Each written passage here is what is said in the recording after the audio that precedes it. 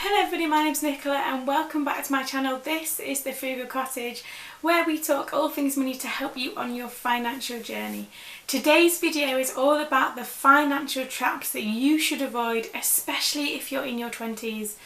Don't forget to like and subscribe, and let's get started. So I have 7 financial traps to talk about today that you should avoid if possible. I've said in your 20s, but it can be at any age. Try and avoid these and it will help you on your financial journey, and just make sure that your budget is not stretched too far. So number 1, and I see this all the time and I genuinely don't understand how people afford to do this, but number 1 is spending too much on going out to eat. Now I know in America that going out to eat is a lot cheaper in the UK, but in the UK going out to eat can be fairly expensive depending on where you go. And even with the good deals, it still adds up to quite a lot. If you go out to eat once a week on a weekend every week, that adds up to quite a lot of money over the year, and that's only going out once. If you go 2 or 3 times a week, then you are spending a lot of money going out to eat. One of the best things you can do for your financial journey is to learn how to cook and eat at home. Save the going out to eat for special occasions so that it feels like more of a treat rather than an everyday occurrence. I'll leave a link below to how we do our meal planning so that we save money and also don't have any food waste. But going out to eat is so expensive and you need to not get into the routine of that being the norm. Spending too much money on going out to eat just feels like a bit of a waste. Like, I know that it's nice to have people cook you something and go out and do that, and absolutely do that, but don't do it 3 or 4 times a week. Trust me, in the long run it will help you so much, and it's healthier to eat at home. Number 2, and this might seem a bit controversial, but the financial trap in your 20s to be careful of is having a partner who spends too much. If you're trying to save for a house deposit, you're trying to think about moving out for the first time, you need someone who's on board with that with you. If you are someone who is looking to kind of be fairly sensible with money, if you are with someone who spends every last penny and then some of their income, then perhaps you need to think about whether you are financially compatible over the long run. That might seem a bit harsh, but if you are someone and you are with someone who has very different ideas about money, over the course of time that will begin to be a sticking point within your relationship. Try and be with someone who's on the same page as you. Yes, you can always ask them to change their habits, but that's incredibly difficult to do if you're naturally a spender and you don't want to get into the kind of the nagging about spending. So just think about how your other half spends money and whether that's something that will work, say in 20-30 years time when you've got lots of different commitments to juggle, rather than in your 20s where you don't perhaps have as many. Number 3, and this is such a bad financial trap to get into, is using credit cards and being charged for that. So credit cards have interest rates on them, and if you don't pay your balance off in a month, you are charged interest for essentially borrowing that money from the bank. Until you clear that credit card, you will continue to get charges every single month. And one of the worst financial traps you can get yourself into is the cycle of putting things on a credit card and not paying it off. Yes, have a credit card to build your credit rating, but do it where you pay it off every month without fail. You can set it up in your banking so that it does that automatically at the end of a month.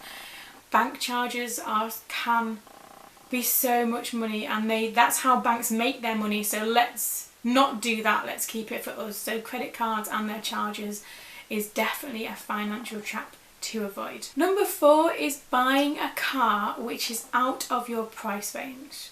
Now I'm the first one to say that I actually love cars. I really like them. I wish we had a better car, but we have a car that is paid off and it gets us from A to B. And essentially that's how you need to think about having a car. You need something that will get you from home to work or home to school or home to wherever safely. That is the primary reason for having a car, is it not? Yes, some look better than others. Yes, some have much more social status than others. But if you get a car payment really early on and it's really big and quite a substantial percentage of your salary, then over time you are in such a financial trap, and also by the end of that finance you still have to pay a lump sum to get that car in the end. I'm going to show you a video now of just how much you could get from not having that car payment and putting it into investments instead. Let's have a look at how much that would be over 5 years instead of paying for a car that is actually not yours.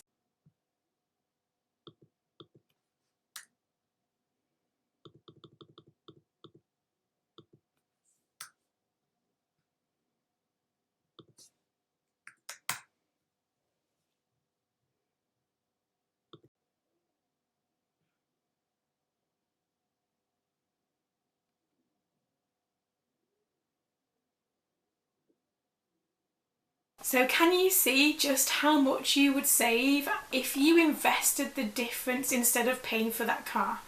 Buy a used car, have no car payment. Honestly, it is the best decision over time, because once you get in the cycle of paying for a car, you hand it in 3 years later, get another one. It's really difficult to get out of that unless you have a big lump sum at the end that you're willing to pay for. Number 5 is again along the same lines, and that is buying a house that is too big for you and too out of your price range. So when me and my husband bought our house, this house, we could have borrowed another £100,000 on top of what we borrowed from the bank. £100,000 more than we borrowed. So that could have got us a very different style of house, but it also meant that our mortgage payment would have been a lot more. One of the biggest financial traps to get into is buying a house that is bigger than you need, especially if you're in your 20s and it's your first home. You do not need 5 bedrooms, let me tell you. There's just no point in it, because unless you're going to buy that first house and live there forever, which is probably unlikely, you don't need to buy a house that is massive. It doesn't mean that you're more successful because you have done. And the bigger your house is, the more electricity you've got to use to warm it, the more heating you need to use, the more space you have that you'll probably fill with stuff you don't need.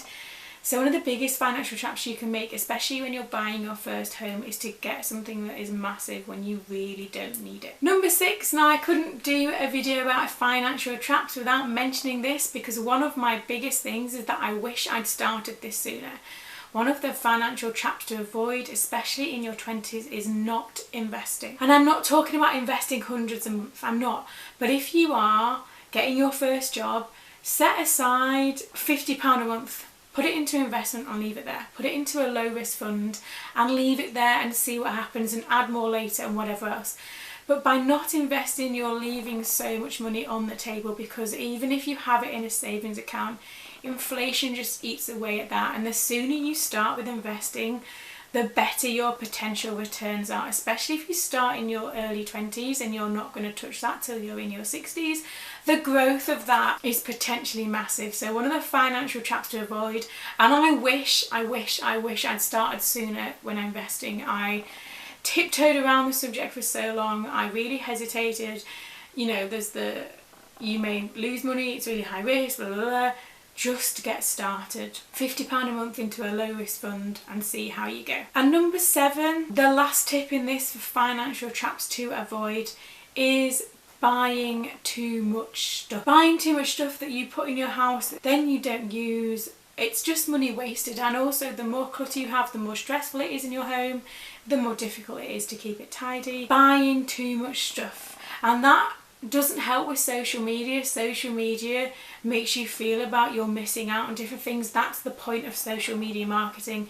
They pay these influencers lots of money to market things so that you buy them, so that you can have what potentially looks like their lifestyle. Avoid this wherever possible. This is one of the biggest financial traps to get sucked into. If necessary, limit your time on social media. Delete apps that make it too easy to spend money. Impulse purchasing is a really big thing linked to having too much stuff, and really think about if you need to buy that. And if it's something that you think about a week later and you still want to buy that, then maybe yeah, but 9 times out of 10 it's probably not worth it, especially if you work out how many hours you'd have to work in order to purchase this one item. So buying too much stuff is the biggest financial trap for most of us, and I say that as someone who had to really kind of wean myself off internet shopping. I had to delete the Amazon app because I was buying books and DVDs and stuff all the time, and it does become a bit addicting, and I appreciate that. And so make the steps, make the changes to avoid falling into that trap, and really maybe analyse why you're buying something. What is the emotion behind that? And that will help you over the long run, because once you get in the trap of buying things because you are maybe envious, or you're feeling unhappy or angry or whatever, that cycle can be never ending if you're not careful. So just think about that in terms of buying too much stuff. So there are 7 financial traps to avoid, especially if you're in your 20s, but it does relate to anybody at any age. Some of them maybe less so, but avoid these financial traps. Look just how much you could earn by investing that instead, or overpaying your mortgage, getting your emergency fund sorted, setting up sinking funds. All of that will provide you with such a better financial situation than these financial traps instead. Let me know if you've got any more in the comments. Do you agree with what I've said so far? Let me know down below. As always, thanks for watching. Don't forget to like and subscribe, and I will see you again very soon.